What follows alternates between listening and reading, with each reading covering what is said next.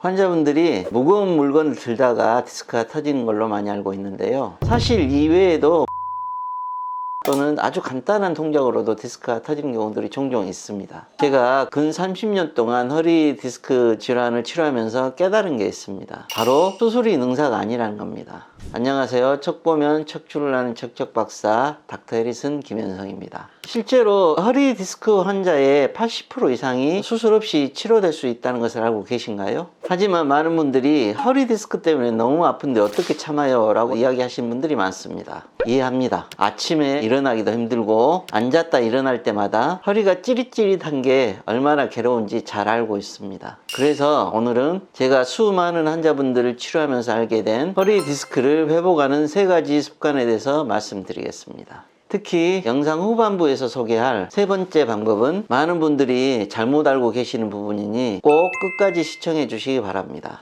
첫 번째, 방바닥에 양반 자세로 앉거나 쪼그려 앉는 것 자제하기. 거주 문화가 서양과 동양이 다르죠. 예전에 저희 나라가 농사 짓는 분들이 많았잖아요. 그러면 쪼그려 앉고 방바닥에 좌식으로 앉아야 되니까 예전에는 척추 질환이 정말 많았어요. 물론 지금도 적은 건 아니지만 오늘 수술 환자 보면 진짜 어마무시한 분들 수술하고 있는데 예전엔 치료가 안 되는데 지금 다 치료가 돼서 다행이긴 한데 좌식 문화나 농사 짓는 것처럼 쪼그려 앉거나 그런 자세들은 척추의 밸런스를 완전히 깨는 자세이기 때문에 그 동작이 오래되게 되면 척추에 퇴행성 질환이 발생할 뿐더러 발생했다고 그러면 그걸 굉장히 가속화시키게 되는 자세입니다. 예를 들어서 꼿꼿한 자세로 앉는다고 하면 이런 자세를 유지를 할 수가 있어요. 하지만 양반 다리를 하거나 쪼그려 앉게 되면 이런 자세를 유지함에도 불구하고 이렇게 되는 거예요. 그러면 이게 자동으로 척추 관절이 앞으로 굽어지게 되는 거죠. 이런 변화 때문에 좌식이나 쪼그려 앉는 것은 척추에 굉장히 큰 영향을 미치게 됩니다. 근데 그럼 쪼그려 앉을 때 목욕탕 의자 같은 거에 앉아도 안 좋은 건가요?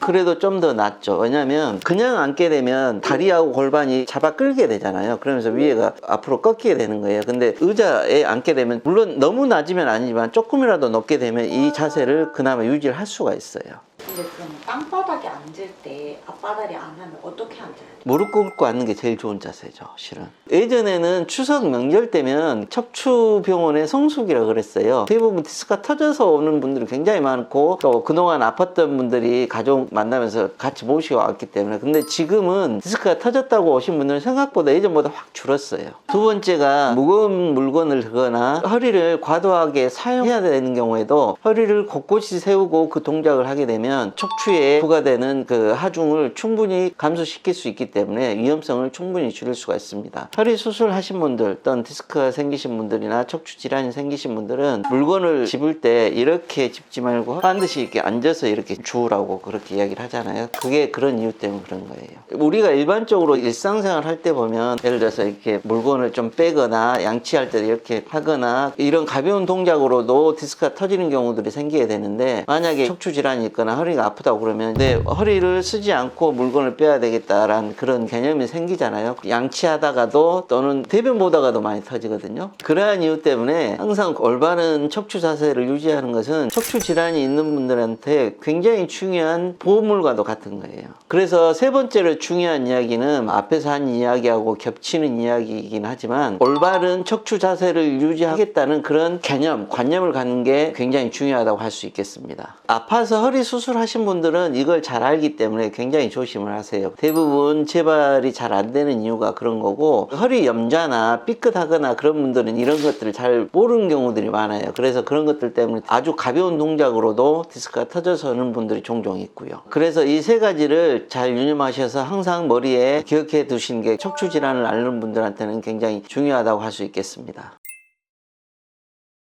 오늘은 척추 디스크 질환을 앓고 있는 환자분들이 조심해야 될 3가지에 대해서 말씀드렸습니다. 척추 디스크 질환은 조기에 적극적인 치료를 하는 게 굉장히 중요한 부분이고, 앞에서 말씀드린 3가지 주의사항을 같이 지키는 게 척추 디스크 질환을 회복하는 데 굉장히 중요한 포인트라고 할 수 있겠습니다. 이상 척 보면 척추를 아는 척척 박사 닥터 해리슨 김현성입니다.